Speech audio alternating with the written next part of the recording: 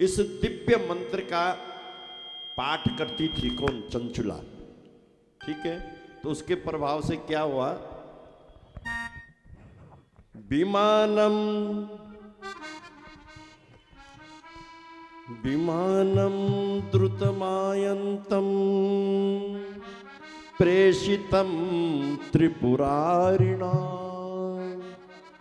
दिव्यम स्वगण संयुक्तम नाना शोभा समन्वितम। माताओं, श्रद्धा और विश्वास से जब शिव पुराण की कथा सुनी, किसने? उस चंचुला नाम की स्त्री ने, जिसका पति बिंदु महादुष्ट था और जो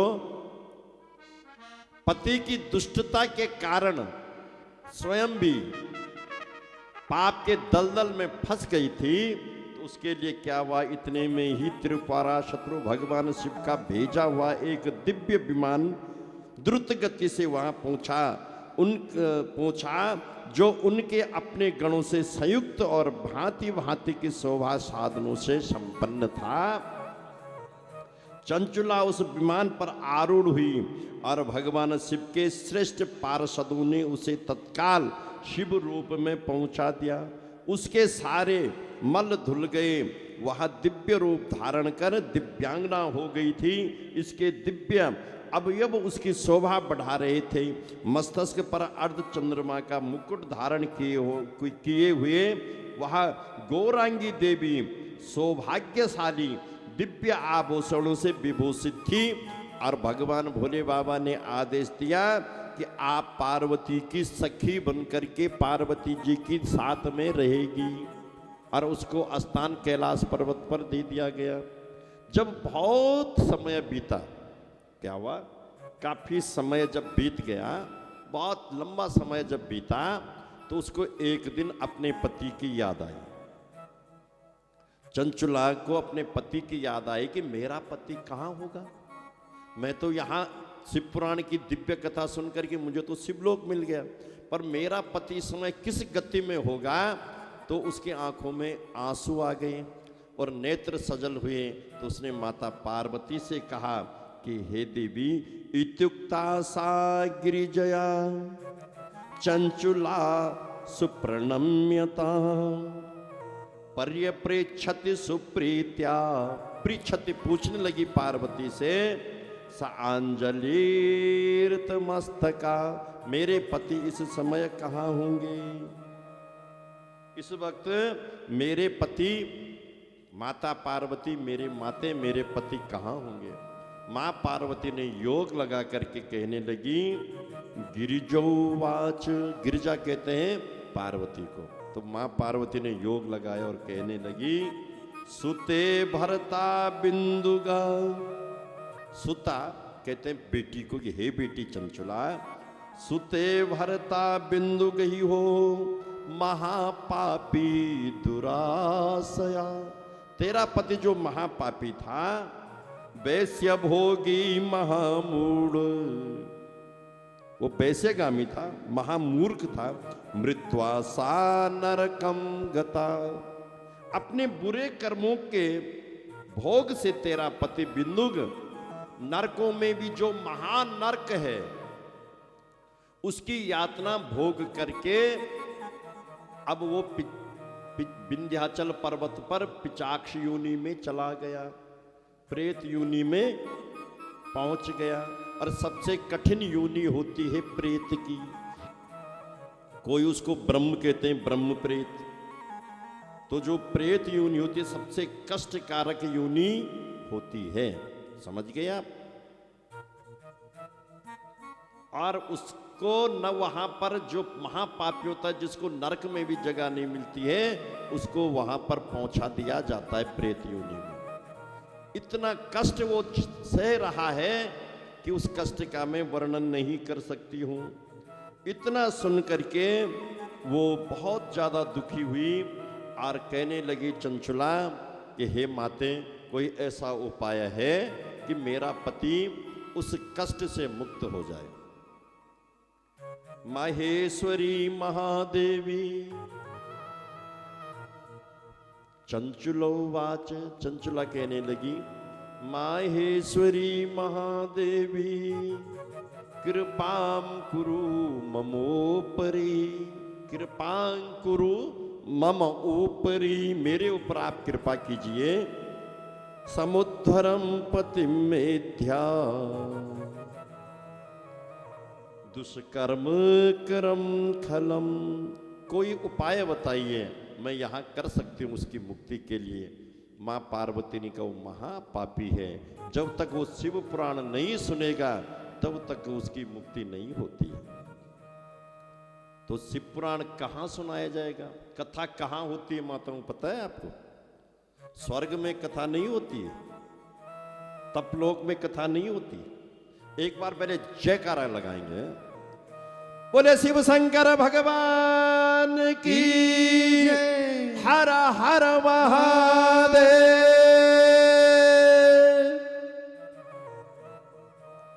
कथा कहाँ है? इसी मृत्यु लोक में है, स्वर्ग में नहीं है, भूलोक में नहीं है, भुवलोक में नहीं है, तपलोक में नहीं है, महालोक में नहीं है, बैकुंठ में नहीं है, ब्रह्मलोक में नहीं है, कथा केवल मृत्यु लोक में। आपको पता है चिरंजीव कितने देवता हैं? 7। 7 देवता क्या है? 7 देव चिरंजीव हैं। आपको पता है कौन कौन? अश्वत्थामा, बलि, व्यास, कृपाचार्य, हनुमान, विभीषण, परशुराम, ये सप्त जीवो चिरंजीवा। अश्वत्थामा, बलिर्व्यासो, कृपाचार्य, विभीषणम, हनुमानेश्च, परशुराम, सप्त जीवो चिरंजीव, ये 7 जीव चिरंजीव हैं। तो जब हनुमान जी को भगवान श्री राम जी ने अपनी दिव्य माला उतारी दिव्य माला, और वो माला भगवान ने हनुमान जी के गले में डाली। हनुमान जी ने कहा महाराज ये क्या? जब लंका से आ गए, लंका से जब विजय प्राप्त करके आ गए हनुमान श्री राम जी, तो हनुमान जी को माला दी। हनुमान जी ने कहा ये क्या है? बोले इस माला को पहन करके आप मेरे दिव्य धाम को चले जाओ, साकेतपुरी में पहुंच जाओ। तो बोले महाराज वहां क्या होता है? बोले वहां अप्सराएं चंवर डुलाएगी आपको, खूब सेवाएं होंगी आपकी। हनुमान जी ने कहा मुझे इससे कोई लेना देना नहीं, तो आपको क्या चाहिए? बोले वहां आपकी कथा होती है? बोले नहीं नहीं, कथा तो नहीं होती, कथा तो केवल मृत्यु लोक में होती है।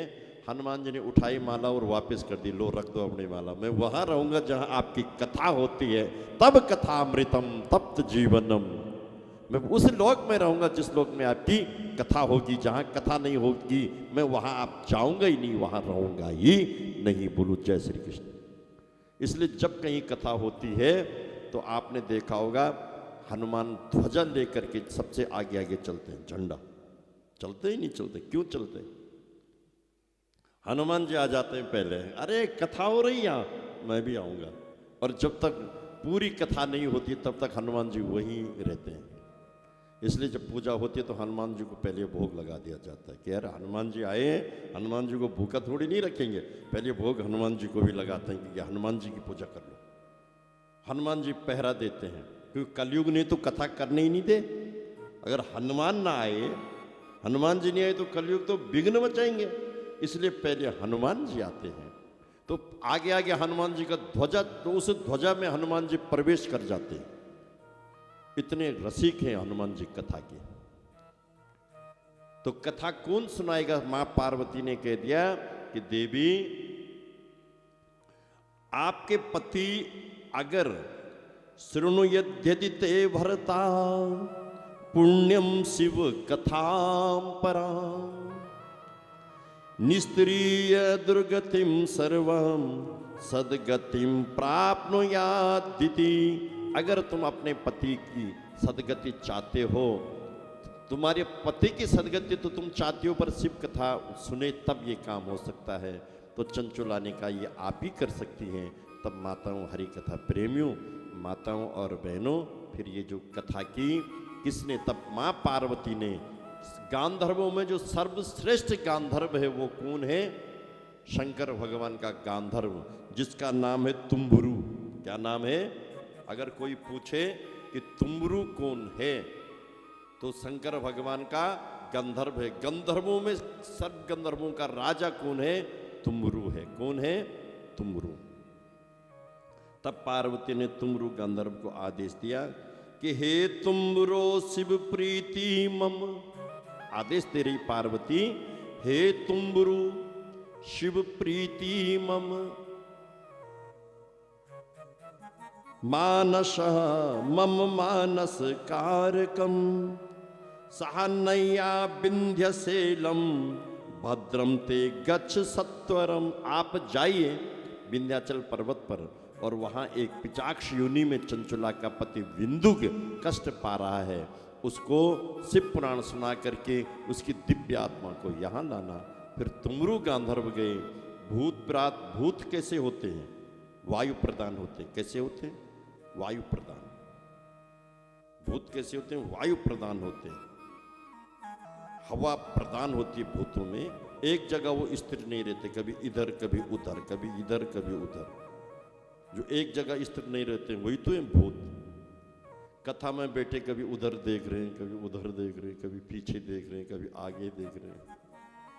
बहुत सारी माताएं ये सोचती है कि जब प्रसाद का टाइम होगा तब भी जाएंगे, अभी क्या करना वहाँ जा करके, वहाँ फालतू बैठ करके क्या करना है। प्रसाद तो 6 बजे मिलेगा, इसलिए अपन घर से 5:50 पे चलेंगे।